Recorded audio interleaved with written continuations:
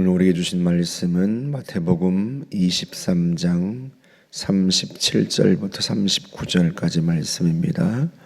제가 봉독해 드리겠습니다. 예루살렘아 예루살렘아 선지자들을 죽이고 네게 파송된 자들을 돌로 치는 자여, 암탉이 그 새끼를 날개 아래 모음같이 내가 네 자녀를 모으려 한 일이 몇 번이더냐. 그러나 너희가 원하지 아니하였도다. 보라, 너희 집이 황폐하여 버려진 바 되리라. 내가 너희에게 이르노니 이제부터 너희는 찬송하리로다. 주의 이름으로 오시는 이여 할 때까지 나를 보지 못하리라 하시니라. 아멘. 예루살렘아 예루살렘아, 주님의 탄식이죠. 선지자들을 죽이고 네게 파송된 자들을 돌로 치는 자여. 이스라엘을 향한 주님의 안타까운 마음입니다. 암탉이 그 새끼를 날개 아래 모으는 것처럼 그렇게 내가 너를 모으려 한 일이 몇 번이더냐. 그런데도 그들이 원하지 아니하였다고 주님이 말씀하시죠. 구약의 역사를 보면 끊임없이 이스라엘 백성들이 하나님을 배반하고 우상을 섬기고 하나님을 떠나는 역사입니다. 그들을 향하여서 하나님께서 끊임없이 선지자들을 보내서 주님께 돌아오라고 외치는, 그게 이스라엘의 역사예요. 안타깝게도 우리 같으면 몇 번 그렇게 선지자들을 보내고 말을 듣지 않으면 그냥 버릴 법도 한데요, 하나님이 이스라엘을 버리지 않으세요. 우리가 호세아 선지자를 보면 그 점이 더 잘 나타납니다. 하나님께서 호세아에게 음란한 여자 고멜을 데려다가 아내로 삼으라 하고 명령하세요. 호세아가 고멜을 데려다가 아내로 삼는데, 호세아가 두 아들과 딸 하나를 낳고 나서도 또 집을 나가서 창녀짓을 합니다. 그런데 하나님이 호세아에게 창녀가 된 그 아내를 또 데려오라고 말씀하세요. 데려와서 사랑하라 하고 말씀하세요. 이걸 통해서 하나님이 이스라엘 백성들에게 말씀하시는 거예요. 이스라엘 백성들은 호세아를 보면서 비웃었겠죠. 아니, 어떻게 저런 여자를 아내로 삼아? 하고 비웃었겠죠. 자식을 낳고 살다가 또 나가서 창녀짓을 하는 호세아를, 그 고멜을 호세아가 또 데려올 때 아마 이스라엘 백성들은 그런 호세아를 보면서 비웃고 조롱하고 그랬을 거예요.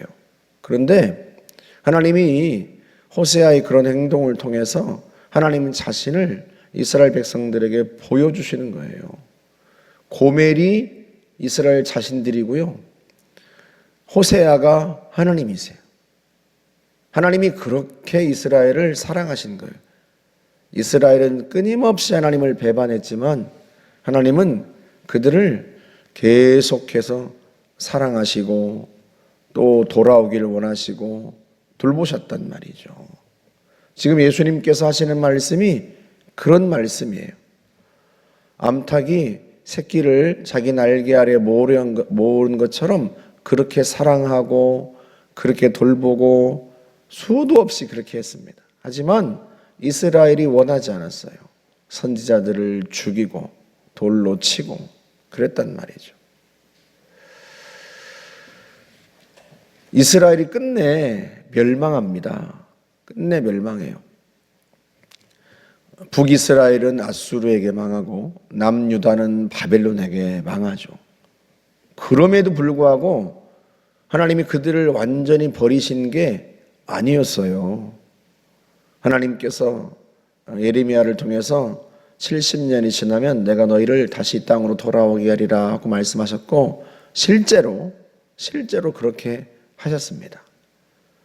그래서 BC 538년에 페르시아의 고레스 왕이 바벨론을 함락시킨 후에 바벨론의 그 페르시아의 고레스 왕에게 하나님께서 역사하셔서 그로 하여금 너희 유다 백성들은 예루살렘으로 돌아가라 하고 포고령을 내렸단 말이죠.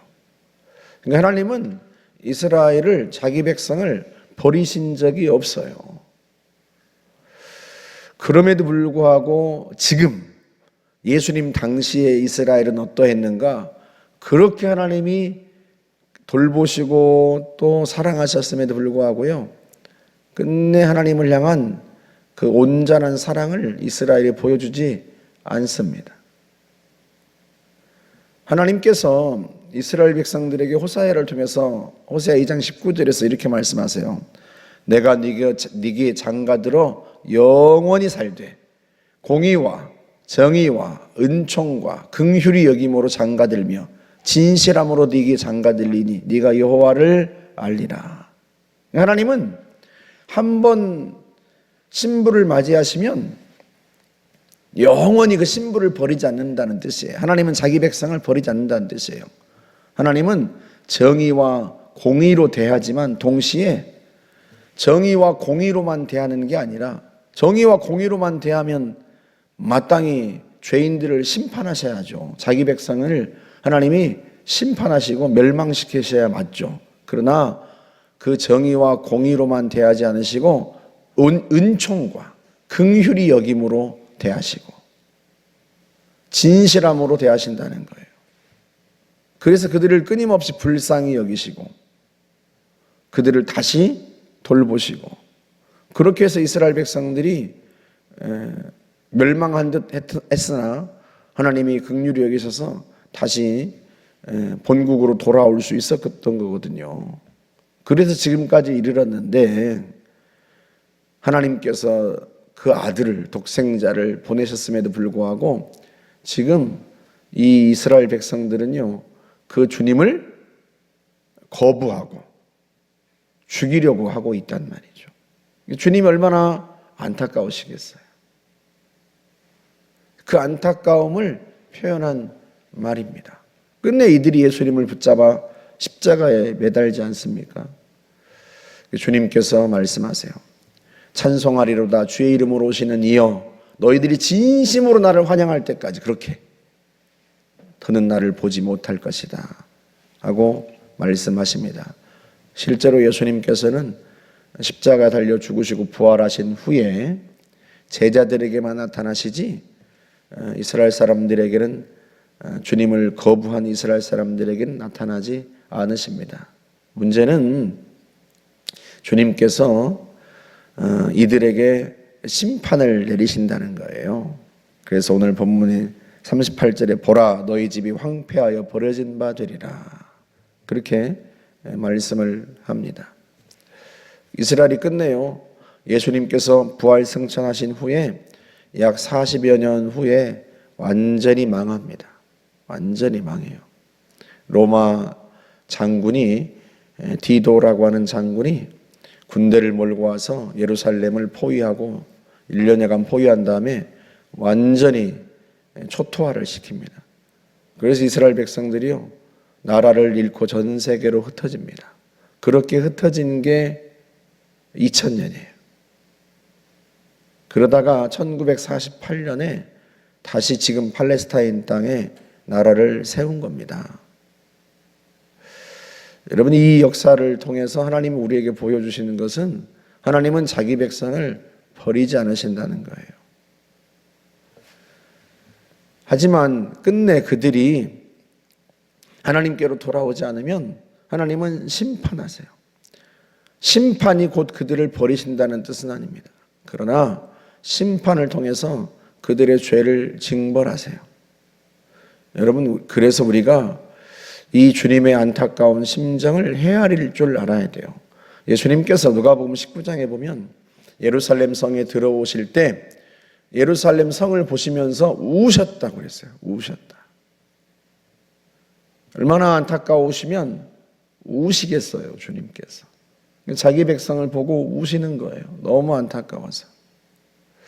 오늘날 우리가 그렇지는 않은가, 우리 자신을 잘 살펴야 합니다. 그 당시 예수님 당시의 종교 지도자들이 자기들이 하나님을 잘 섬긴다고 생각했단 말이죠. 하지만 어제 우리가 함께 말씀을 본 것처럼 회칠한 무덤 같았어요. 겉과 속이 다르고 말과 행동이 다르고. 오늘 우리는 어떤가? 오늘 우리는 정말로 주님께서 원하시는 것처럼 그렇게 주님을 뜨겁게 사랑하는가? 아니면 주님이 내게 주시는 축복을 사랑하고 주님이 내게 주시는 어떤 선물을 사랑하고 주님을 사랑하는 게 아니라 주님이 나에게 복 주실 것 때문에 그것 때문에 사랑하는 것은 아닌가? 호세아서 6장 6절에서 주님이 말씀하세요. 나는 인애를 원하고 제사를 원하지 아니하며 번제보다 하나님 아는 것을 원하노라. 나는 인애를 원하지. 새 번역은 이렇게 번역했어요. 나는 내가 원하는 것은 변함없는 사랑이지 재물이 아니다. 하나님은 우리에게서 변함없는 사랑을 원하세요.